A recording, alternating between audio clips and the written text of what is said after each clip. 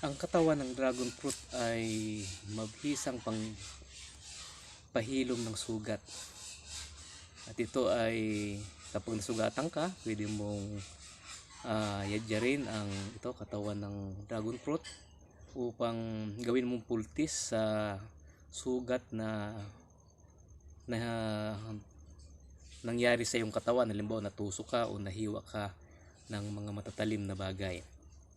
At kung halimbawa may bukol ka, halimbawa bukol sa suso, at yung bukol na yan ay pumutok, no? Pwedeng gawin mong pultis ito upang yung sugat ng bukol ng kanser ay mabilis humilom. At itong katawan na ito ng dragon fruit, may mga tinik to. Tatanggalin natin yung tinik. Ito.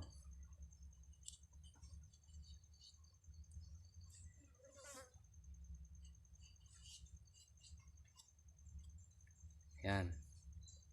Wala na yung mga tinik.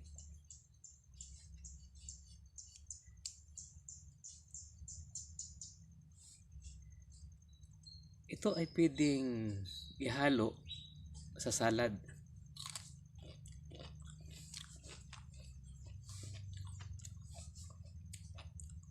Tatanggalin mo lang yung mga, pag hindi ganito kamura, ay yung matitikas na balat. At kapag mas magulang dito ay maasim siya, sapagkat sagana siya sa vitamin C.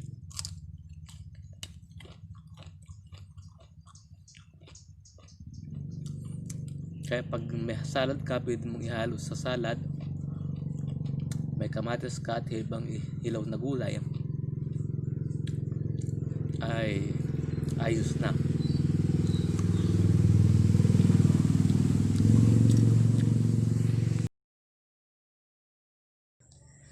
Ang dragon fruit, lalo na sa pagtoy may iba't ibang kulay. Meron niyang kulay puti, kulay dilaw, at saka itong red, yung purple na kung tawagin kasi ito ay pitaya sa Tagalog.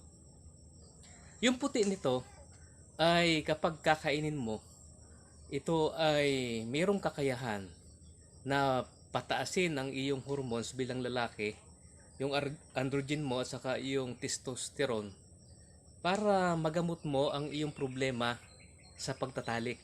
Yan, lalong-lalo na kapag nagkakaedad na. Alam ba ninyo, yung uminom ng alak, marami dyan, hindi yan nakapagsasabi lamang. Yung iba sa kanila ay hindi na tumatayo si Commander dahil sa epekto ng pag-inom. At yung iba talaga, bunga na sa edad, kulang na ang mga hormones. At yung kakulangan ng hormones na yon ang dahilan bakit may kahirapan ang kanilang ginagawa, sa kanilang ginagawa sa pagtatalik, ay napapahiya sa kanilang mga asawa, sa kanilang mga partner.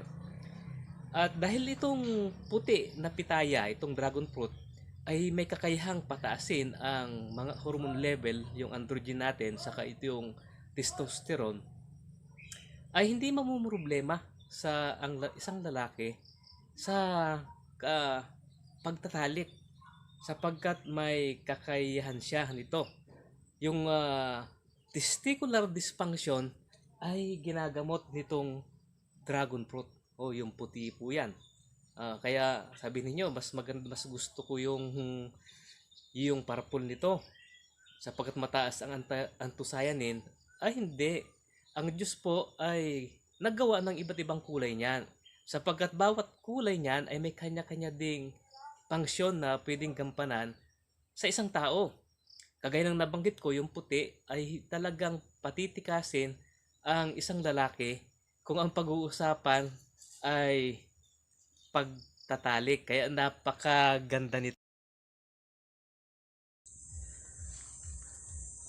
Ang bunga ng dragon fruit, ito, narito ang bunga. Ayan.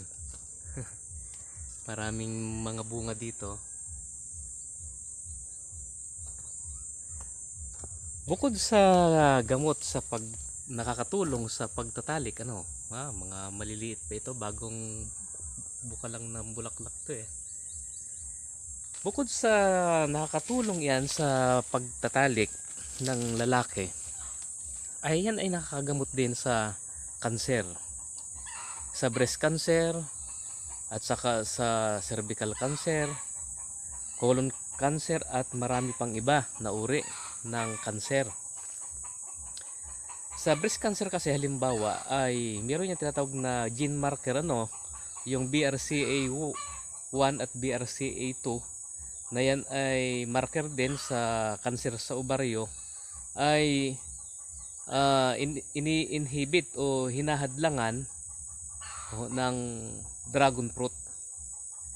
Kaya maaring hindi matuloy ang cancer sa suso o cancer sa ovaryo kapag kumakain ka ng dragon fruit, lalong-lalo na kapag yung dragon fruit mo ay yung kulay violet, kulay pula. Kaya na ay napakaganda. Sapagkat yan ay meron ding anthocyanin, beta-cyanins at napakarami pang ibang mga phytochemicals na talaga namang mataas na uri ng antioxidant. At bukod pa dyan, ang dragon fruit ay isa ring memory enhancer, para gumanda ang memorya mo, at pagkatapos ay gumanda ang daloy ng dugo, gumanda ang electricity sa utak, yung may mga Parkinson at iba pang mga electrical problem sa utak ay nagagamot ng dragon fruit. Yung naninigas na aorta, dahil sa mga plaque na nakadeposito, ay tinutulungan ng dragon fruit. Kaya ito'y magandang gamot sa puso. Napakarami na benepisyo na ibibigay sa atin ng dragon fruit. Yan, tingnan ninyo itong mga pati mga bulaklak ay meron, Isang halamang nilikha ng Diyos para makatulong at makapagpabuti ng kalusugan ng tao. Ang bunga nito ay meron ding antiviral at antimicrobial property. Sa katunayan, yung human papilloma virus 18, it's PB18 na sanhi ng cervical cancer, ay pinapatay ng dragon fruit. Kaya napakaganda. Yung Helicobacter pylori at iba pang mga bakterya, salmonella, yung magkuhan na kayo ng mga bakterya, ay may kakayahan siyang labanan ito at puksain. Kaya kung ang dahilan ng pagkakaroon ng iyong cervical cancer ay yung human papilloma virus at hindi pa naman masyadong nag-uumpisa pa lamang, dumadami pa lamang yung virus sa iyong katawan, kumain ka na kaagad ng dragon fruit. Bukod dun sa pagprotekta sa pagtatalik, paggamit ng kondom o iba pang mga paraan para makaiwas sa mga sexually transmitted diseases, ay mahalaga ang pagkain ng dragon fruit para makatulong sa ganyang mga sitwasyon. Kaya nga ang halaman na ito ay inirekomenda natin sa lahat, sapagkat ito'y madaling mabuhay dito sa ating bansa. Kaya ito ay dapat nating alagaan.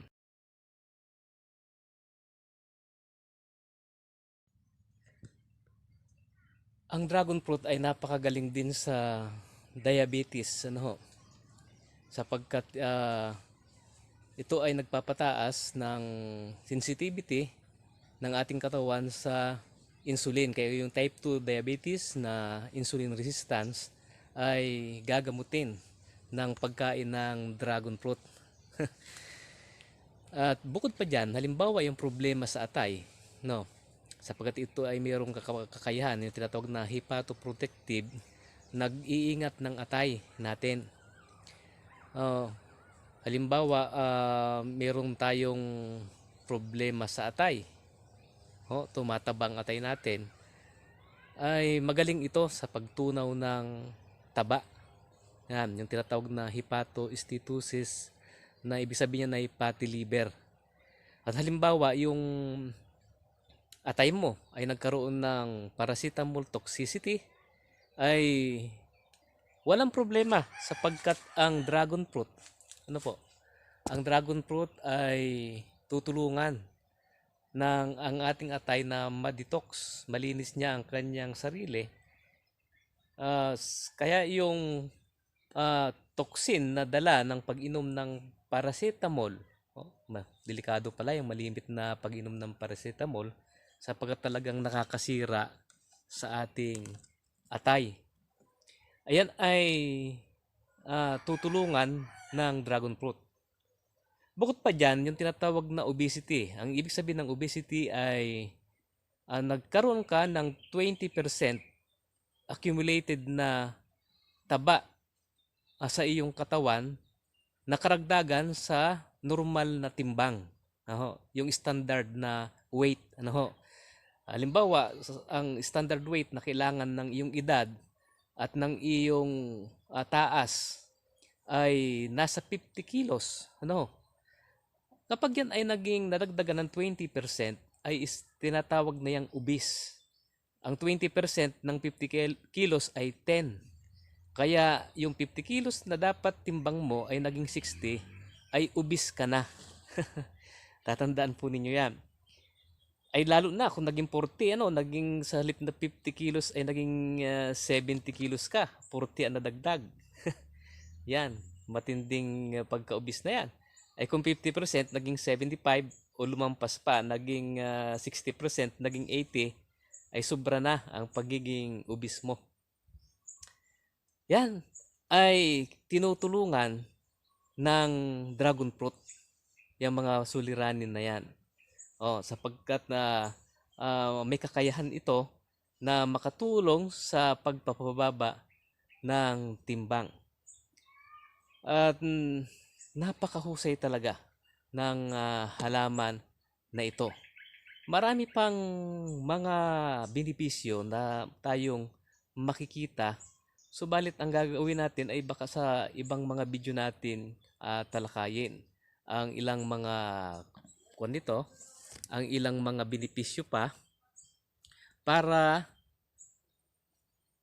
naman yung ibang paksa na may kinalangan din ang pagtulong ng dragon fruit ay atin namang matalakay. Mayroon pang ilang mga benepisyo na hindi tayo natalakay sa oras na ito.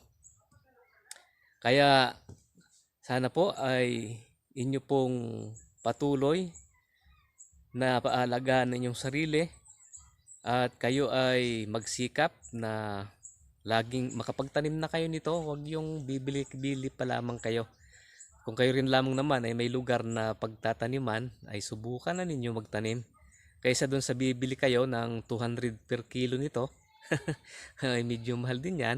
Ay kapag sarili mong tanim, yan naman ay madaling mabuhay, ay libre lamang. Kinakailangan lang ng ang circumference lang siguro nito ay mga 1.5 na space, ay marami ka nang makukuhang bunga ng dragon fruit.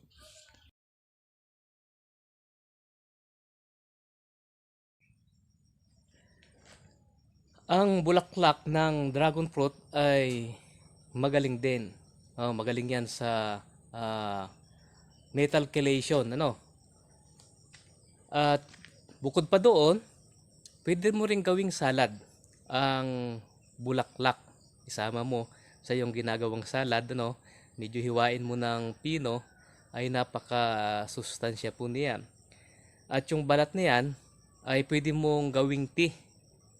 Lagain mo, at pagkatapos mong lagain ay inumin mo ito na pinakang tsa para gamot sa diabetes.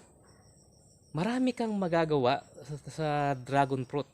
Bukod sa ito'y libangan mo, sapagkat napakaganda ng bulaklak nito kapag iyong titingnan, magiging pangpawala ng stress kapag umuwi ka o pagkagising mo sa umaga, ay napakaganda ng pakiramdam mo kapag tinitingnan mo yung iyong dragon fruit na merong magandang bulaklak. At talaga namang nilikha ng Diyos ang halaman na ito para pagandahin ang ating buhay. Doon sa mga babae na nagpapaganda, pwede ninyong masahin ang bunga ng dragon fruit at gagawin ninyong pinakang face, anong tawag doon? Mask. Pinakang mask. At iwanan nyo ng ilang minuto at pagkatapos saka ninyo babanlawan, lalagyan nyo, pag namasa ninyo, lalagyan ninyo ng pulot. Pag nalagyan nyo ng pulot yan, ay mahusay. Yun na ang ilalagay na sa mukha, lalagay sa mukha para pakinisin ang balat. Yan ay sa mga babae. At may malaking, siguro banda-banda ron pa, ay magkakaroon ito ng malaking contribution sa cosmetics, itong dragon fruit. Sapagkat nakita nito ng parang emission ng blue color kapag nasisikatan ng araw. At yun ay napakahalaga para labanan ang ultraviolet rays na nagiging dahilan ng skin cancer.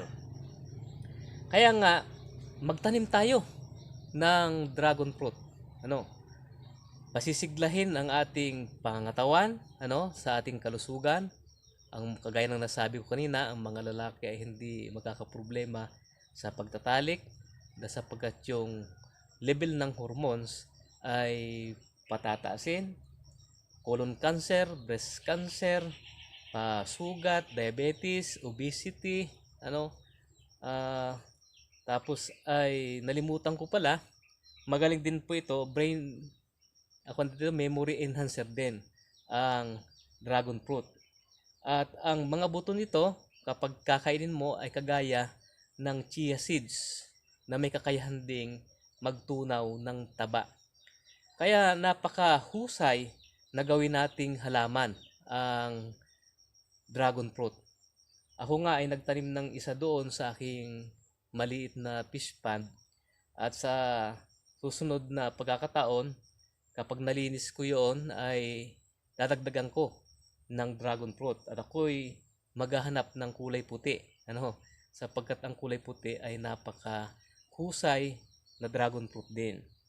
At sana kayo ay nakinabang sa ating maikli na video na ito, at hangad ko na kayo ay magkaroon ng malusog na pamumuhay, at ang hangad ko rin na makikita sa ating buhay na tinatalaga natin ito sa Panginoong Diyos, sapagkat kagaya ng mga nauna kong sinabi noon, ang ating katawan ay templo ng banal na espiritu. Ito'y tahanan ng Diyos.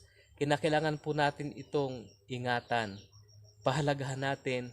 Ito ay pagmamay-ari ng ating Panginoon. Kaya sa umagang ito, mabuhay kayo at pagpalain tayong sama-sama ng ating Panginoon, at sana po ay mag-subscribe kayo sa aking channel, at para tayo po'y maganahan na gumawa ng magagandang mga video. At sana nga itong video na itong ginawa ko ay magustuhan ninyo, sapagkat una pa lamang akong mag-i-edit ng video sa araw na ito.